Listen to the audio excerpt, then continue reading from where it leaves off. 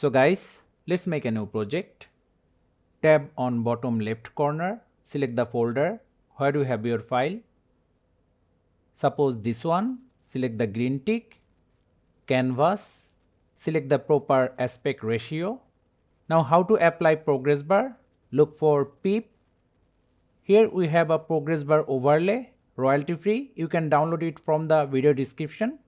Resize and reposition it.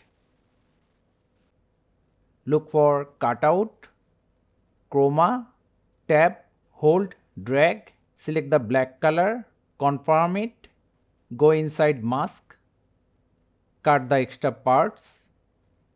Now as you can see, our progress bar duration is 5 minutes, but our video is not. So look for speed, increase the speed to decrease the progress bar duration and decrease the speed to increase the duration.